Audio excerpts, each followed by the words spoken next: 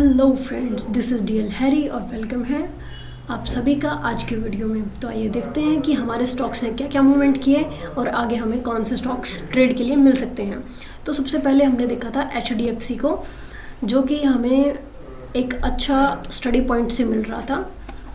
वो study point ये था कि ये गैप अप ओपन हुआ था काफ़ी और फिर ये डाउन आया, और ठीक ऐसी ही मूवमेंट इसने शुक्रवार को की, जहाँ ये गैप डाउन ओपन हुआ और फिर ये ऊपर गया। तो देखिए, अगर ऐसी मूवमेंट मार्केट करता है तो वहाँ अगर आप एक बिगिनर है तो आपको बहुत अलर्ट रहने की ज़रूरत है। उसे सिर्फ आप ऑब्जर्व कीजिए बजाय ट्रेड लेने के, वरना आप बहुत बड़ा लॉस कर सकते हैं।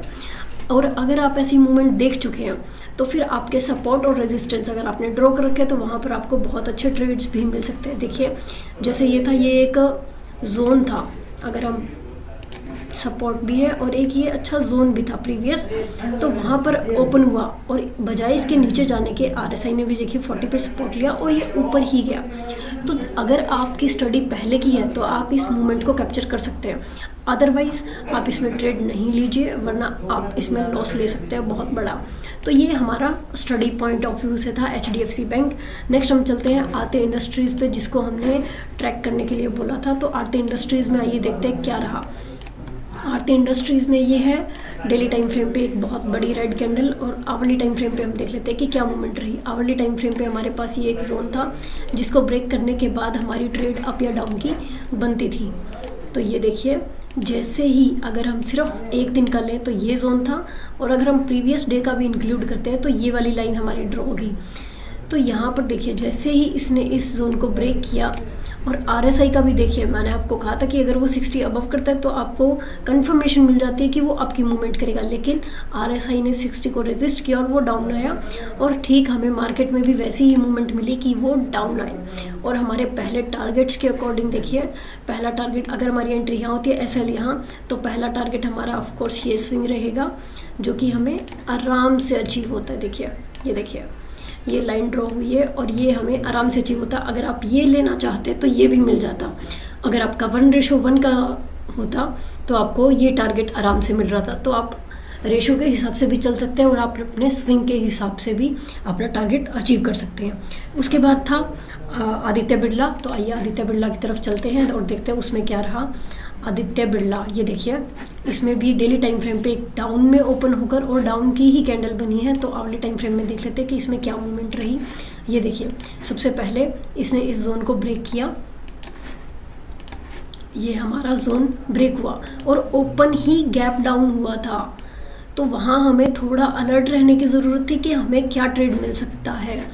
तो यहाँ पर हमारी एंट्री नहीं बनती, क्योंकि यहाँ पर हमें कोई एक अच्छा सपोर्ट नहीं मिलता प्रीवियस का। अगर हम देखें तो वो हमारा एक टारगेट या हमारा SL हमें लॉजिकल नहीं देगा, तो हमारी यहाँ पर ट्रेड नहीं बन रही थी। हाँ, अगर आप ये डाउन के मूवमेंट को कैप्चर करना चाहते तो आप ले सकते थे, लेकिन RSI हमारे यहाँ पर कोई भी अच्छा सिग्नल नहीं दे रहा था, तो इसलिए हमने इसमें ट्रेड नहीं किया। हालांकि इसने एक बहुत अच्छी मूवमेंट की अप और डाउन दोनों की। उसके बाद हम चलते हैं अपोलो हॉस्पिटल की तरफ, जिसको हमने रिकमेंड किया था कि आप इसे देख सकते हैं। ये देखिए, यहाँ पर भी एक बड़ी विक के साथ एक छोटी सी कैंडल बनी है, और इसकी डेली की मूवमेंट अगर आप देखें तो ये देखिए, ये एक जोन था हमारे पास, इसका ये जोन था। इस जोन का अप और डाउन के बाद हम इसकी मूवमेंट को ट्रैक करने वाले थे कि ये क्या मूवमेंट करता है। इसने गैप डाउन ओपनिंग दिया, लेकिन अगर आप प्रीवियस का देखेंगे तो ये एक जोन भी था जहाँ से हम देख सकते थे कि हमें थोड़ा रुकने की ज़रूरत थी। तो हमने इसमें तब ट्रेड नहीं लिया, और RSI भी देखिए ऑलरेडी 60 अबव था, तो हमारा अभी बनता नहीं था इसमें ट्रेड करना। फिर ये ऊपर गया, और यहीं से जो इसका एक पहले का ही जोन था, वहाँ से इसने रेजिस्ट किया इसको, और ये वापस डाउन आना शुरू हुआ। तो इसमें भी हमने एक अच्छा ट्रेड नहीं लिया, लेकिन मूवमेंट काफ़ी अच्छी हुई दोनों साइड की, अप और डाउन की।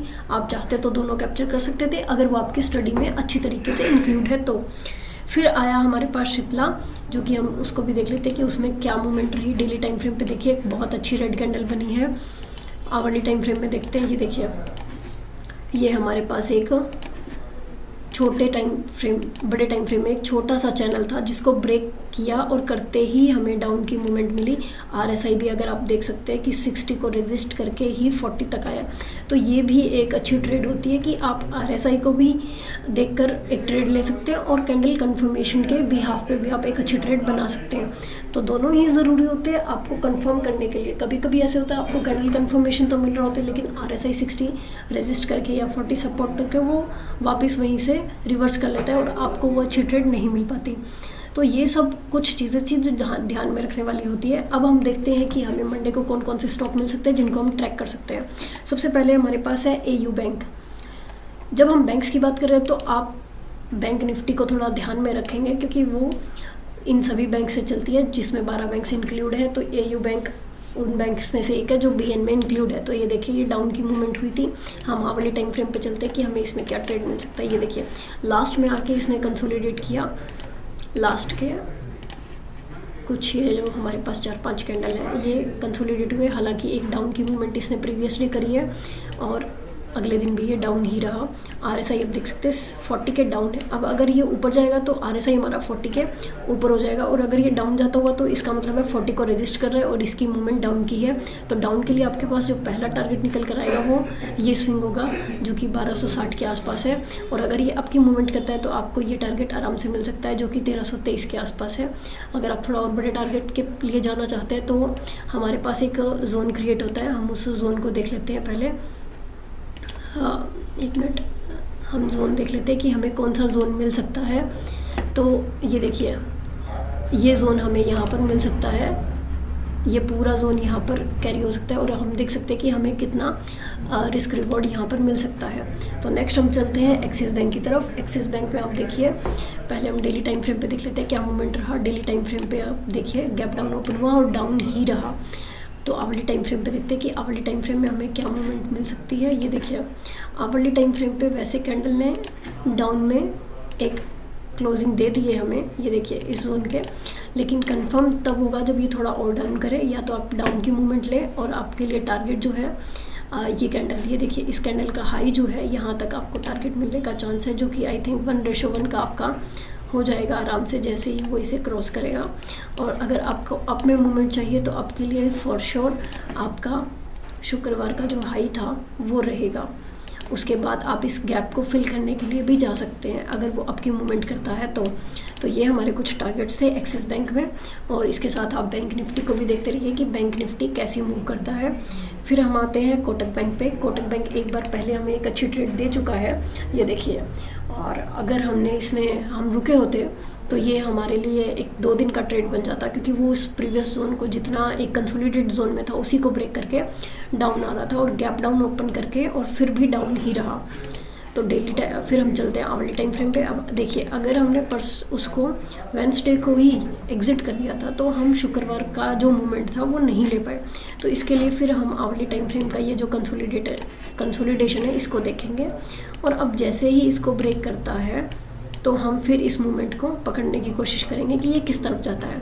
अगर हम इन दोनों दिन की मूवमेंट को लेते तो वो हमारे लिए एक छोटा स्विंग ट्रेड बन जाता। इस पर भी हम चर्चा करेंगे नेक्स्ट की वीडियोस में कि एक स्विंग ट्रेड को कैसे ट्रैक किया जाए और कैसे उसमें बने रहा जाए और अच्छे प्रॉफिट्स लिए जाए, हमारा रिस्क रिवॉर्ड रेशियो कैसे बढ़ाया जाए। तो ये देखिए RSI ने भी आपकी मूवमेंट शुरू कर दी है। तो अब हम देखते हैं कि ये किस साइड ब्रेक करता है और हमें कौन सी साइड के टारगेट्स मिल सकते हैं। उसके बाद है विप्रो, एक और स्टॉक जो हमारी इस लिस्ट में शामिल है जिसको हम मंडे को ट्रैक कर सकते हैं, वो है विप्रो में आप देखिए एक डाउन की कैंडल बनी डेली टाइम फ्रेम पे और एक अच्छी विक लगी है उसमें, इसका मतलब दोनों तरफ की मूवमेंट हुई है। ये देखिए अगर हम आवली टाइम फ्रेम में देख रहे हैं तो ये भी एक जोन ही है क्योंकि दोनों तरफ विक्स लगा चुके हैं। और अगर आप सिर्फ ये देखेंगे तो क्लोजिंग जो लास्ट कैंडल की है वो हमारे इस जोन के बाहर ऑलरेडी हो चुकी है।